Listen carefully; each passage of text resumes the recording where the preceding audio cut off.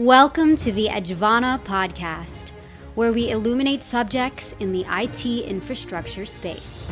Get ready to hear some amazing insights from outstanding individuals that will change the way you think about IT. And now, here's your host, Mark Thiele.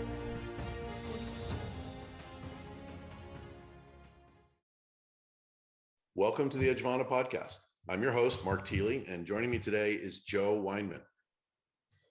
Joe is a globally recognized speaker, published author, and thought leader in the space of the digital economy, and I'm really excited to have him on the show today. Joe, welcome to the podcast. Thank you, Mark. Glad to be here. Glad to see you again. Yep. Yeah, always good to see you. I mean, this whole being on opposite coasts with COVID in between is a real pain in the ass. So, although it's good for my liver, probably. Maybe. All right. Well, again, glad to have you on the show. Joe, you're historically, you've been asked to literally go around the world speaking on topics related to the digital economy. And you're, compared to me, certainly a prolific author. And if folks, if you haven't read any of Joe's books, I highly recommend them. And what is it, now that you're, maybe your travel is a little bit limited, what are you finding to do that keeps you busy during the day? Well, you probably don't want to hear about me trying to relearn tennis forehand after playing squash for too many years. So I won't even mention that. All right. But work-wise, I'm doing some advisory work for a number of companies that are, I guess, best regarded as startups with some really interesting technology. Edgex is one, which I know you're familiar with. Yep. That is doing some fascinating and important things in the edge computing, storage, networking space. Another one is Syntropy Networks, which has a really cool idea for advanced kind of over the top, you might say, internet routing that basically finds optimal paths, optimal defined by latency or jitter or packet loss or reliability. And a couple of other things that I can't disclose right now. But my real passion is something that I haven't had time to do for a while, which is writing a book on human psychology, which sounds like an odd thing for someone with an IT background to be doing, but it actually relates to work that I had done in my prior books around things like human motivation, behavioral economics, principles of gamification, and some research that I had done in terms of retail.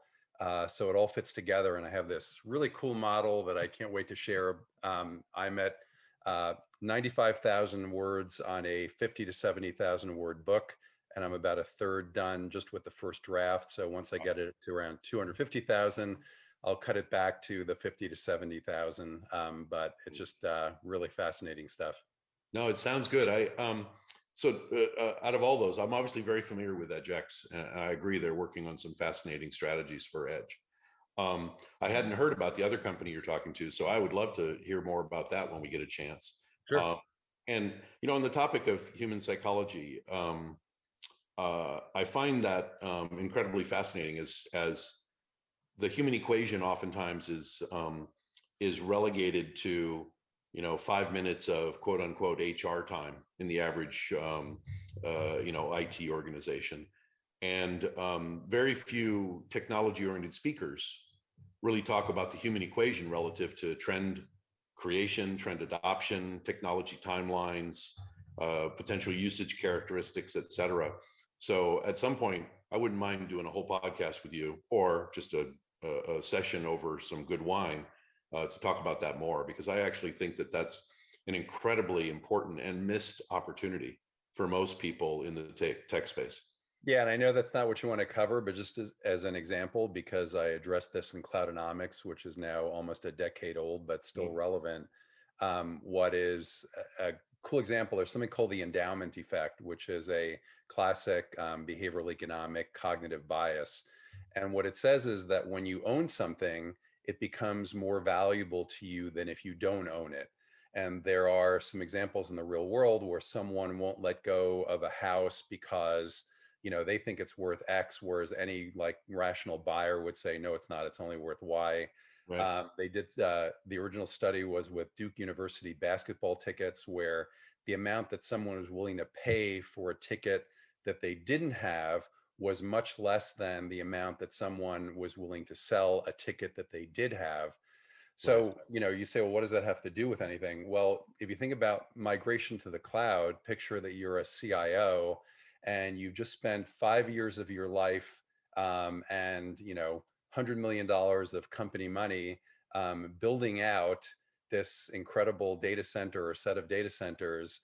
And then someone says, hey, why don't you throw that all away and move to the cloud? Right. That becomes a barrier for some individuals, obviously, to a move. Yep. Then on the other hand, there's a different effect, which is a exceptional irrational value of quote free. And the classic experiment there is that people are only are if given a choice between getting a free $10 coupon or buying a $20 coupon for $7, they go for the free coupon, even though financially it's better to get the $13 value gain. Right. Right. And so that special value of free comes in lots of places. For example, if there's a million free hits for a microservice offer, then people will be like, wow, it's free, and then not realize that the economic shift as you scale up. So lots of Yep. interesting impacts that relate to executive decision making, developer decisions, and everything else. So it's certainly a fascinating topic. I think it's crazily fascinating. So I look forward to that conversation at a subsequent opportunity. So excellent. So you and I have had conversations, since I first read your book. I mean, we knew each other a little bit before you read Digital Economy, but or excuse me, not Digital Economy, but now I got the title wrong. Digital disciplines. Digital Disciplines was the latest one, Yeah. also very good. But I mean, the first one, Cloudonomics. Cloudonomics. Thank you. And so we've Mark, known each other. are you suffering from long COVID? I might be. I know I am half the time. It could be. It could just be long age, but Yeah, that's my problem for sure. I could blame it on COVID. And so we've been talking about trends as part of almost all of our conversations. There's something relative to trends, and so one of the obviously you even opened with the discussion about talking about two companies that would have influence over someone's edge strategy or be an opportunity in helping to develop an edge strategy. So most people, when they think about edge nowadays, especially those folks who are on the periphery or prone to just believe all of the hype that they read, would think that edge and 5G are inextricably linked. I see pretty significant momentum in edge deployments in general, but I'm not seeing, other than a lot of noise around people looking to adopt private 5G for certain things like factory floor, campuses, things like that. I'm not seeing a reciprocal, certainly not what I would have thought to be a reciprocal deployment of 5G. What are your thoughts on where 5G is? Is it overhyped? Is it coming? What's your thought? Yeah, so I think the correct expression is it's complicated, and there are many nuances, and also I think a lot of misinformation, or at least let me just say that maybe it's misunderstanding, and maybe the misunderstanding is with me. So let me start with 5G. In my mind, when I think of 5G, I think of 5G millimeter wave from a public network service provider as kind of being the iconic, new radio, next gen deployment of 5G. 5G midband is great, but it's just like a better 4G LTE advanced. Right. It's not a radically different technology the way that millimeter wave is. So the issue with millimeter wave, there are advantages of millimeter wave, obviously, especially according to the standards and targets for 5G, and even if you look at beyond 5G. Everyone knows the reduced latency characteristic, but it turns out when you look at all of the dimensions, enhanced mobility, reduced latency, enhanced throughput, greater density, things like that, it is a little bit of a challenge to find the exact total system or ecosystem use case where 5G millimeter wave public becomes such a killer technology. And let me give you an example of kind of some things that are a little bit overhyped versus are maybe real. So people talk about, for enhanced mobile broadband, the idea that with gigabit per second, 10 gigabits per second, maybe 20, I can do an instant download of a movie. Right. The opportunities or the needs for people to do instant downloads of movies, or 5-second downloads, are few and far between. Right. About the only one I can think of is someone who is standing in the jetway about to get onto the plane and suddenly thinks, uh-oh, suppose there's nothing on the plane, let me download a few movies without holding up the jetway, and I've only got 15 seconds to go those last 50 feet before they check my boarding pass. Right. So, that's a use case for that. Or another example is, wow, with the incredible bandwidth, I'll be able to do 4K or 8K or 16K or half dome or full dome into my phone. Well, the use cases for that, the challenge is if the form factor of the phone, is a 4-inch, 5-inch, 6-inch diagonal. Right now, maybe it's just my eyes, but I can't tell the difference between, 720p and HD, much less 4K, much less anything greater. So, are there things eventually that will demand that, like micro projectors, electroholographic displays, or direct brain computer interfaces? Yes. Is augmented reality the use case for that? Mm, Maybe in some cases you can picture some examples of that.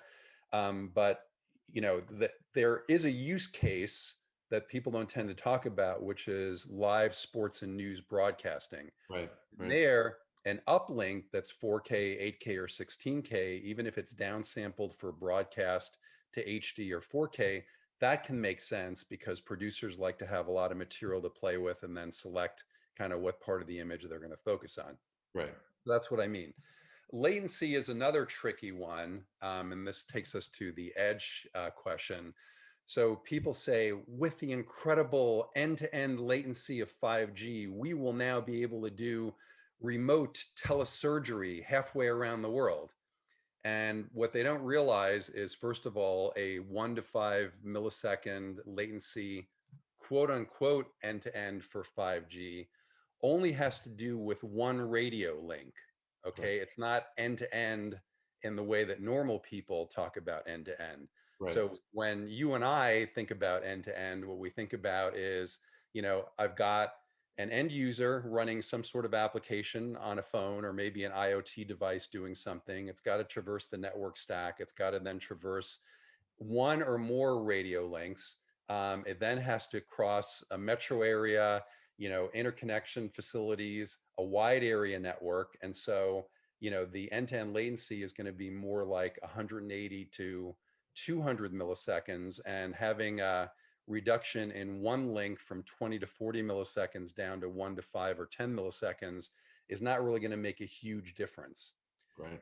And the idea that I have a remote village that can't afford to have a doctor, but somehow can have this advanced telesurgery robotic equipment and a 5G and high bandwidth infrastructure, up to the mountains, is again just not looking at it from a total system viewpoint. Right. Right. Now, that said, there are applications for 5G. And the factory industry 4.0 application is a very popular one. I have to tell you that I don't fully understand that. I get why it would be private because you've got sufficient, scale and presumably expertise to run it yourself. I don't understand for most factory uses why I would want to go over a radio link. Again, there are some, for example, materials handling systems, autonomous robots, running a cable behind them is obviously not going to make sense. Right. But if you have a 10-ton robot arm that, has this enormous power cord and is hardwired, you're telling me that you're not willing to run an, EMI resistant cable to that. So that's the example. So I'm sure there are some reasons around things like scale and manageability and flexibility. But to me, it's less compelling than some cases. So one case that really comes to mind as being very useful is building exterior smart cities. Right. And that's where low latency and a flexible edge infrastructure also makes sense, because there are applications where you want low latency. You know, anything from emergency vehicles to autonomous, quote unquote, connected vehicle, collision avoidance and detection for Vision Zero. So there are things like that where it certainly makes sense. And there, all the pieces fit together. You Right. have 5G connectivity as being a ubiquitous connectivity strategy. You have building exterior through things like what EdgeX is doing with the Autonomy Institute, which is the public infrastructure nodes that kind of look like light poles, and they're on the outside of a building. So propagation isn't stopped by windows or by concrete or brick or what have you.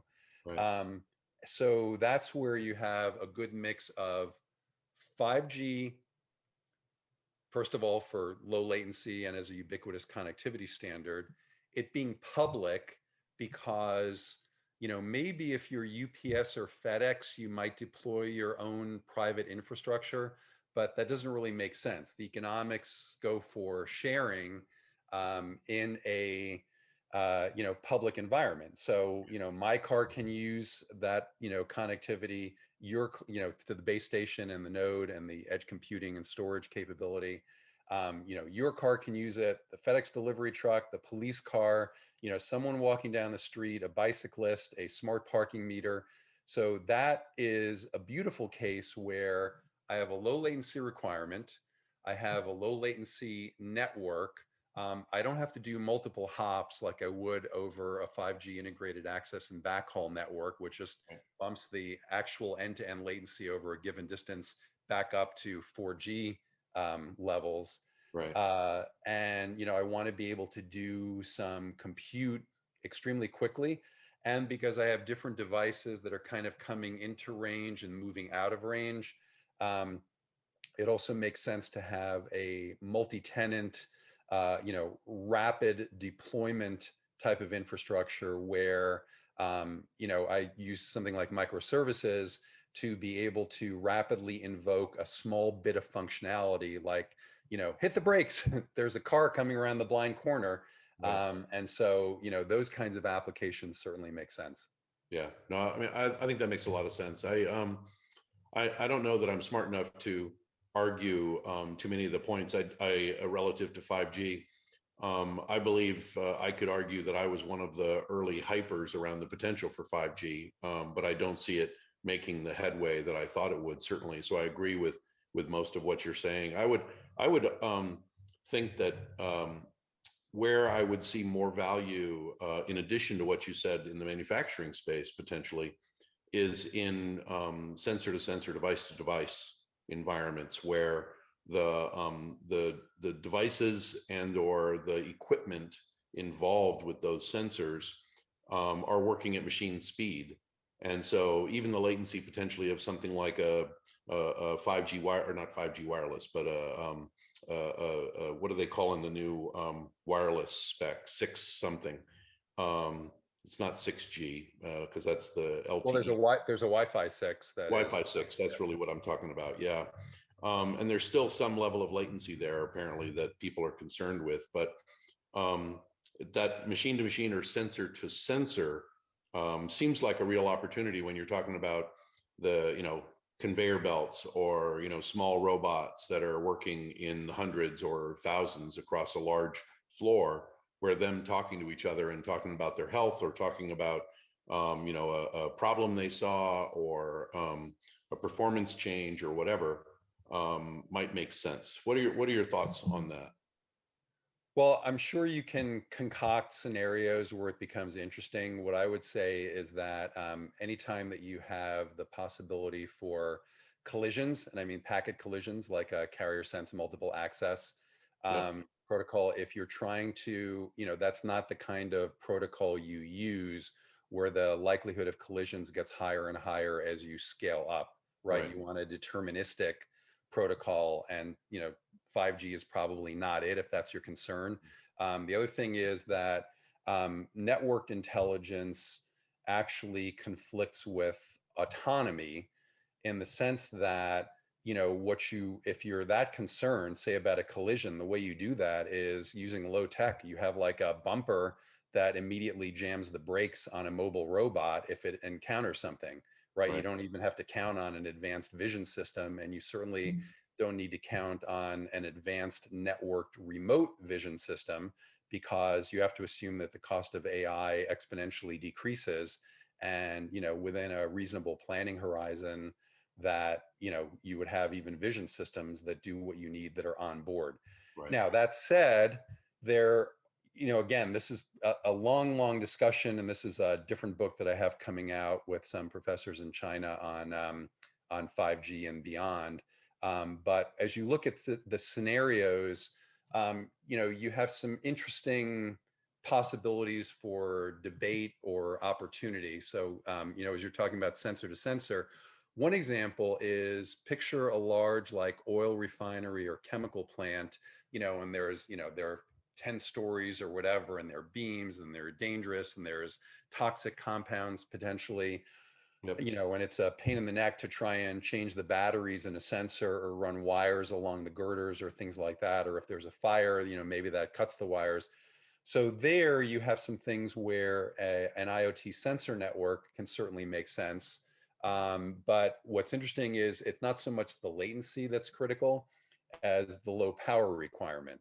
Right. So the fact that you can kind of, put it up there and maybe not have to change the batteries for 10 or 15 years, or rely on energy scavenging from physical vibration or solar power or what have you, depending on the exact, plant architecture, Right. that becomes interesting. So, so don't get me wrong. Basically, I think that 5G is going to be, is clearly the wave of the future, if for no other reason than there's a virtuous cycle between device manufacturers and network service providers True. that helps drive the cost down. And, when you have a standard building block, you don't have to reinvent the screw and the nut to, build something. You just run over to Home Depot or Lowe's and buy an existing thing, and you don't have to spend $10 to machine it yourself.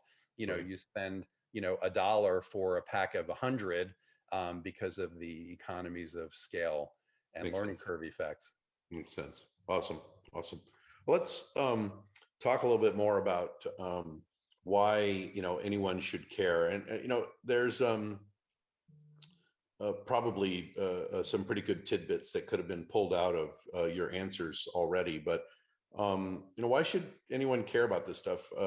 As far as the global digital economy, a business digital transformation, do you see a link to edge there? Do you see, and I'm always trying to pull at the edge discussion into everything, so don't feel like you have to answer it that way. But is there a future for companies that don't do digital transformation, and what do you see as kind of the most likely outcome from the trend that we're seeing right now? There is a future for companies that don't do digital transformation. It's the same future that Borders Books had and that Blockbuster Video had. Right. So so that's their future. But yeah, I mean, there's a lot of different ways to answer your question. At the macro level, the first obvious thing is that the economy is increasingly digital.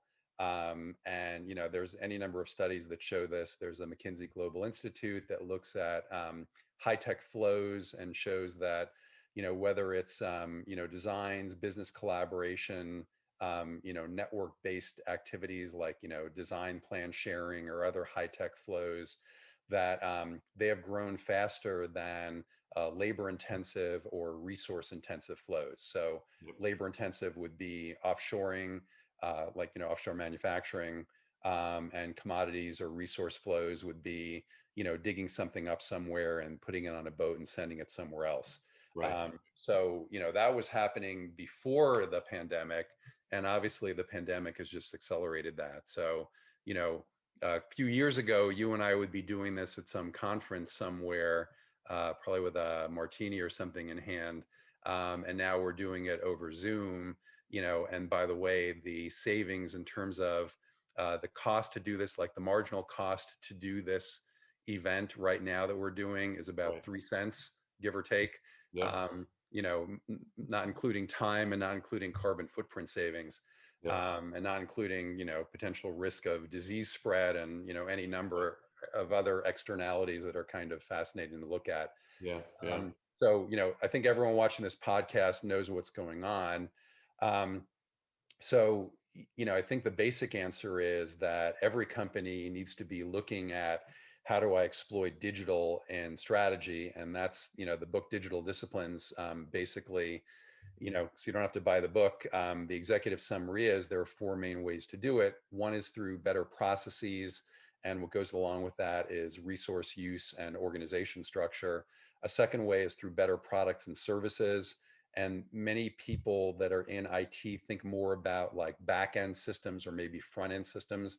They don't think about digitalized products and how that can transform their business, or digitalized services, which become digitalized through things like, the service infrastructure resources becoming digital. So, an example might be healthcare, moving to a digital MRI that is then networked and sent somewhere.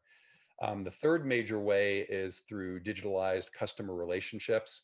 Right. So it's things like, the clerk in a retail store, or the doctor, or the tailor or butcher that kind of knows something about what you like and has some degree of customer intimacy, being replaced by algorithms at scale. So, classic examples being the Netflix recommendation engines, Right.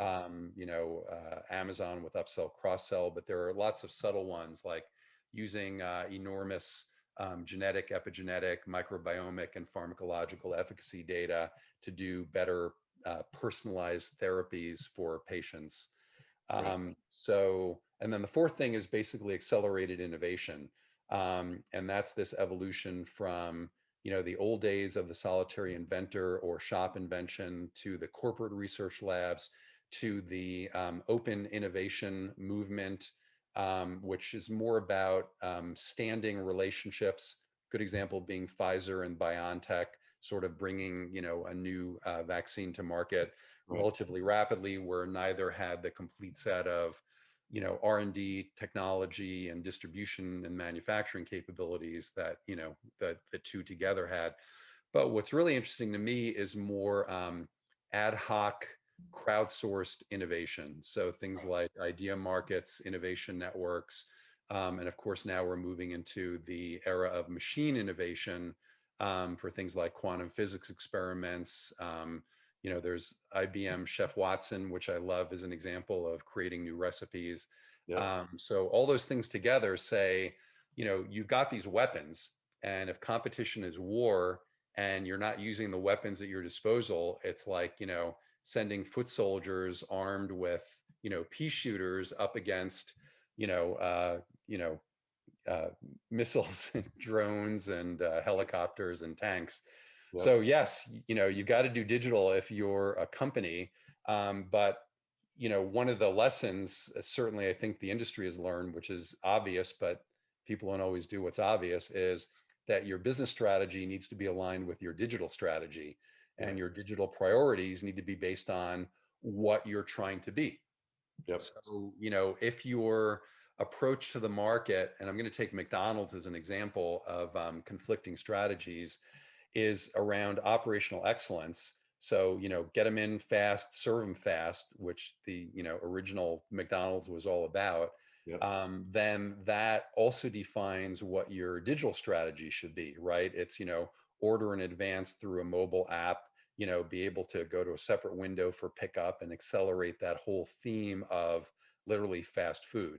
Right. If your strategy is more product excellence, and you're, trying to basically have the freshest ingredients, and something that was just came off of the uh, out of the oven or the fryer or whatever it is, Right. then your digital strategy needs to relate to that with, for example, track and trace, to track the provenance of goods and be able to have transparency around that to each customer that says, hey, your hamburger was, grown, on this ranch, and there was this, cow, named Betsy or whatever.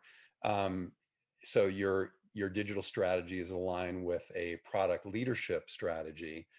And if it's all about customer intimacy, then, you have a different set of things to focus on that says, hey, the last 7 times you ordered, it was always a Happy Meal, a Big Mac, and large fries. Is that the default that you want again?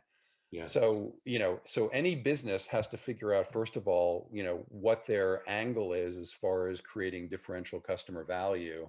Right. And then based on that angle, then needs to focus digital resources to, again, it's warfare. You've got to, protect that position defensively, and extend the territory that you've gained so that no one else can grab it, Right. in terms of the customer mind. Yep. No, so that makes a lot of sense. And you hit on a couple of things that I like to reference when people ask me about digital transformation and, what the focus is or what the potential thought processes ought to be. And I'm always struck by one thing, and again, you mentioned it, and that's that almost every angle of digital transformation in the long run focuses eventually on the customer, right? And some of those things are directly related to the actual customer experience of a sale or something. In other cases, they're related to the customer experience from the fact that you've got better product delivered more quickly or delivered more cheaply or whatever the case may be, still customer oriented. And so I 100% agree that companies that don't pursue these strategies and use all their weapons in their arsenal, as you've indicated, are doomed to failure longer term. Do you have any, thoughts? I mean, one of the things that I've struggled with the most when people ask me, and luckily it's not my day job for consulting, I only do it for fun, which is dangerous for anybody who listens to me, is taking, I like to reference like a Google, for instance, and say, Google, what would Google be if Google didn't have internet?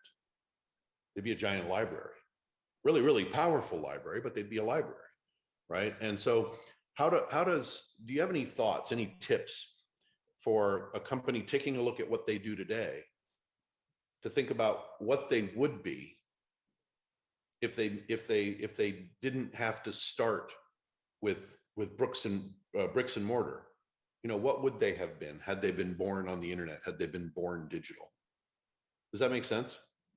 Yeah. So, I think that type of sort of zero-based budgeting type of approach and/or, thinking about potential pivots can make sense for some companies. But actually, I think that, most companies have enormous investments in something. And what they need to do is figure out, well, what do they do given what they have? And that what they have includes some obvious things like physical assets, for example, bricks and mortar, facilities. But it also includes other intellectual property, which could include, trade secrets like business methods or specific, or awarded patents. But it also includes what the meaning of that brand is in the customer's mind. Right. And so, yeah, there's certainly examples of success where you basically, manage to build something. And I think classic disruption theory would say that it's very hard to do that within an existing enterprise, Right. because of a variety of reasons, including the resource allocation process, the The metrics and psychology. culture that, yeah, exactly. Yeah. That, Yeah. so I'll wrap that up under culture of Yeah. the, existing business and its leadership and its the type of employees that it's been hiring based on, their risk tolerance and their specific sets of skills and so forth. Right. So, and there are, lots of examples of that, Dayton Hudson with Target, Toyota with Lexus, of companies that can kind of start new things that are divorced from their existing business. Um, I think there's also an argument to be made that the capital markets can do a better job of investment allocation or resource allocation to deserving businesses, say such as Edgevana, right? That are doing something innovative, that are not being spun out or run as a separate skunk works within an existing enterprise. So Yep. for most existing enterprises, I think the strategy needs to be, what do customers think of us? What are we known for? And then how do we accentuate that and eliminate pain points? And so I think the strategy of build this separate thing actually led a lot of companies astray, and they're only recovering from it now. So retailers in particular are a great example because they interact, the most closely with customers, and lots Right. of them. Right. So this whole idea of, don't encumber your existing business with the digital unit, build it out at arm's length, let it have its own processes and so forth. Yeah, that's kind of, a good idea in some ways, but it's also painful in the sense that, you know, and I won't name any vendors, boss, in particular, but, I remember I ordered some shirts from them online, and I went to a store to return them or exchange them because they, were the wrong size, as it turns out. And the store looked at me like I had bought them, at Burberry or something, and was trying to return them at Boss, and I should be arrested. It's like, guys, you are one brand in Yep. my mind, okay? And, I don't care about little details like, whether it's a physical store or online. I expect to be able to, do my research online, have that carry over to, an in-store experience that knows what I like, and says, oh, we saw you were looking at this here. We happen to have one in your size. Do you want to try it on? And then if it's a little too tight in the smaller size, then to have that be shipped to my home. So, a lot of things behind that, obviously, like converting, standalone, separate physical inventory pools into one giant logical inventory pool so that I Right. can get anything, under my desires. So I guess, my recommendation for the lion's share of companies that aren't fortunate enough to be Google/Alphabet or, Amazon, is take what you are already good at and that customers value you for, and that you have a differential brand mind share in the industry that you're in. Yep. And first of all, look at, what do I need to do to protect my cash cows, right? Yep. Because I won't name any, uh, you know, uh, aggressive, innovative companies by name, Amazon, but it's hard to believe that they have some sign up in their headquarters that says, remember, guys, we just want to stay within these bounds. We never Right. want to move into any other market opportunities, right? Right. If there's an opportunity, right, as Bezos famously said, your margin is my opportunity.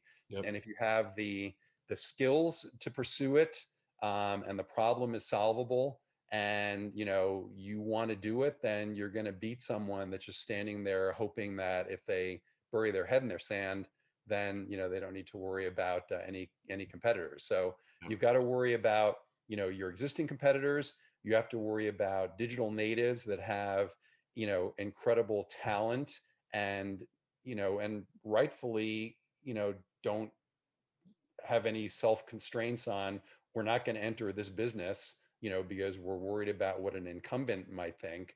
And then not to mention new startups with blue ocean strategies that that no one else has thought of, that are potential threats. Right. So, and if you don't, and most of those threats, not all of them obviously, but many of them are either digital threats or are business model threats that are embodied by digital capabilities. Yep. So, an example might be Warby Parker, where, well, their business is kind of a new model that says you don't have to go into, an eyeglass shop, but it's also, hey, we can use an app so you can see what you look like, and you can pick some things and we'll send them to you. And so it's pretty hard to distinguish the digital capability from the new innovative business model. Right. And things that sit behind it, like, manufacturing processes and things like that. Yeah. Wow.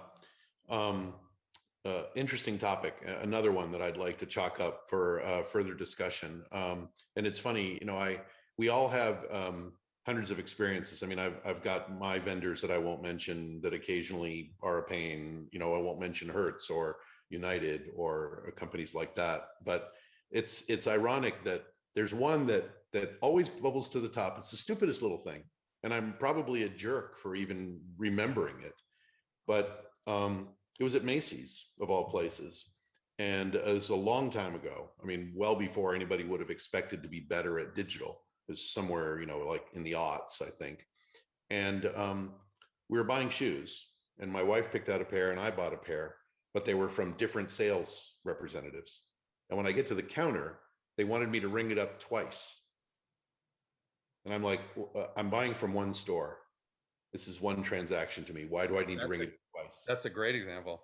Yeah, for sure. And I realized at the time that I was being a jerk, but potentially somebody wouldn't get the commission that they're supposed to get off their sale of a $200 pair of shoes or whatever. But to bring that kind of, even small, maybe considerably, how big some other hassles can be. Stuck in the wrong airport, or a flight that gets canceled and you don't get warned about, those are obviously big problems. But it's those kinds of things that are like, putting a rock in somebody's shoe, and they just don't forget, and it's a pain. Anyway, Joe, this has been really fascinating, and we've already gone way over because I wanted to.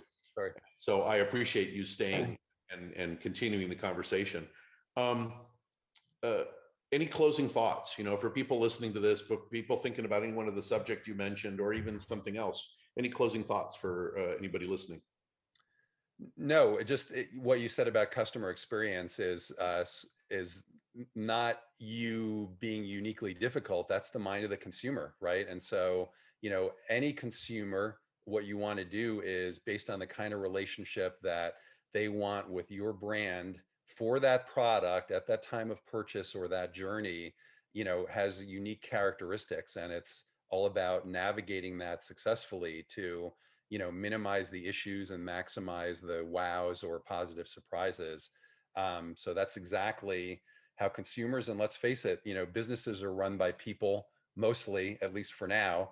And they're people who make decisions based on some of these irrational, cognitive biases as well. And so, in your case, it's very rational. It's like, why should I make my life difficult because you haven't figured out how to allocate, behind the scenes, a purchase to, two of your customer service representatives. Right. So, so basically the closing thought I have is that for anybody watching this, it's important to understand all the opportunities of digital technology and what emerging technologies like 5G and Edge can offer to enable new strategies. But it's equally important to clarify your defined or emerging strategy, and understand how to align those two, because spending a lot of money in an area that doesn't help the business, well, if you have the flexibility to do that, that's nice, but most companies have to figure out what their priorities are, and IT priorities need to be aligned with business priorities, or vice versa. It's that simple. Yeah, no, totally agree. Well, Joe, it's been a real pleasure. Obviously good to see you and good to catch up. Sure. I can't wait for the next time to drink some of your expensive wine with you again. Sounds like a plan. So I look forward to that. And thank you for taking the time and for joining. I really appreciate it. Thank you. It was fun. It was a blast. Awesome. So everybody, thank you very much for participating. Joe, if people would like to follow you on Twitter or LinkedIn or blog, where can they find where can they find your books? Joe Weinman, just JoeWeinman. That's me on Twitter, LinkedIn, Telegram, WeChat, Gmail, you name it. OnlyFan? Not yet. Okay. We'll see how the digital stuff goes. Right. Right. Awesome. Again, thank you very much. And until next time, I'm your host, Mark Thiele, and you can find me at edgevana.com. Thank you very much. Thank you for listening to the Edgevana Podcast. Be sure to subscribe to the show on your favorite podcast listening app or on YouTube.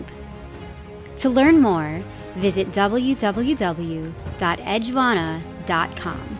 Thanks for listening, and be sure to join us on our next episode.